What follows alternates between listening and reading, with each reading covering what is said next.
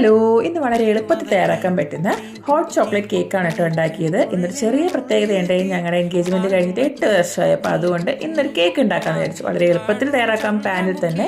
അപ്പോൾ അതിനായിട്ടൊരു പാൻ എടുക്കുക, അതിലേക്ക് മൈദ ആവശ്യത്തിന് ഇട്ട് കൊടുക്കുക. അതിലേക്ക് കൊക്കോ പൗഡറും ബേക്കിംഗ് പൗഡറും ബേക്കിംഗ് സോഡ പിന്നെ മധുരത്തിന് ആവശ്യമായിട്ടുള്ള പഞ്ചസാര ചേർത്ത് ആ ഡ്രൈ ഇൻഗ്രീഡിയൻസ് നന്നായി ഇളക്കി യോജിപ്പിക്കുക.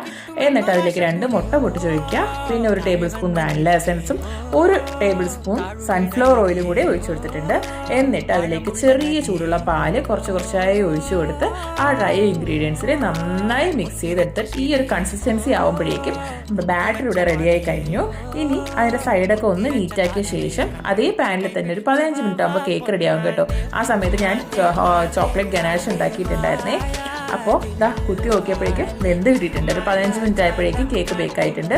ഇനി അതിലേക്ക് ചോക്ലേറ്റ് ഗനാഷ് ഒഴിച്ചു കൊടുക്കുക. ഇത് ഉണ്ടാക്കാനായിട്ട് വളരെ എളുപ്പമാണ്. ബട്ടറും 1 കപ്പ് പാലും പിന്നെ അതിലേക്ക് പഞ്ചസാരയും കുറച്ച് കൊക്കോ പൗഡറും കൂടി ഇട്ടിട്ട് ഒന്ന് ചെറുതായിട്ടൊന്ന് ചൂടാക്കി എടുക്കണം കേട്ടോ. അപ്പോഴേക്കും ഗനാഷ് റെഡിയാവും.